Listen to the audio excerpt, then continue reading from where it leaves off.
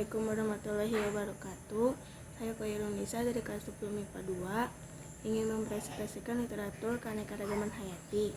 Jadi apa sih yang ada di otak kalian literatur keanekaragaman hayati itu? Keanekaragaman hayati merupakan istilah yang digunakan untuk keanekaragaman sumber daya alam meliputi jumlah maupun frekuensi dari ekosistem, spesies maupun gen di suatu tempat. Pada dasarnya, keanekaragaman melukiskan keadaan yang bermacam terhadap suatu benda yang terjadi akibat adanya perbedaan dalam hal, ukuran, bentuk, tekstur maupun jumlah. Sedangkan kata hayati itu sendiri berarti sesuatu yang hidup, jadi keanekaragaman hayati dapat diartikan sebagai keanekaragaman atau keberagaman makhluk hidup yang bisa terjadi akibat adanya perbedaan mulai dari perbedaan bentuk, ukuran, warna, jumlah tekstur, penampilan, dan juga sifat-sifatnya. Ada pula tingkatan-tingkatan, dan yang pertama itu tingkat gen. Keanekaragaman tingkat ini disebabkan variasi gen atau struktur gen dalam suatu spesies makhluk hidup. Gen sendiri merupakan faktor pembawa sifat keturunan yang dapat dijumpai di dalam kromosom.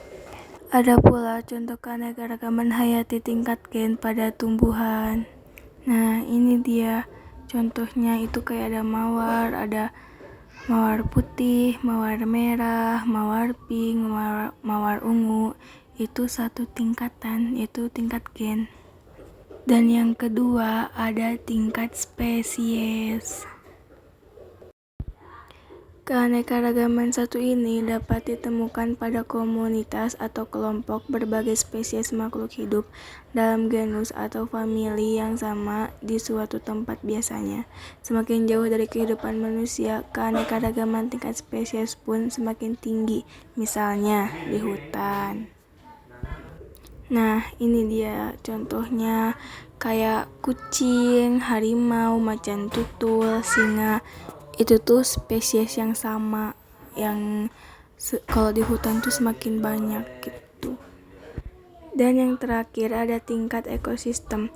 Keanekaragaman ini terjadi akibat perbedaan letak geografis yang menyebabkan perbedaan iklim dan berpengaruh pada perbedaan suhu, curah hujan, intensitas cahaya matahari, dan lamanya penyinaran matahari.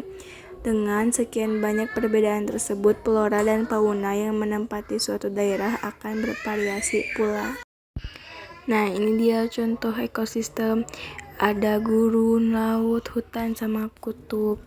Kalau gak salah, ekosistem itu cuma ada 4 contoh. Dan ini dia. Segitu aja penjelasan dari aku. Maaf kalau ada kekurangan kata. Wassalamualaikum warahmatullahi wabarakatuh.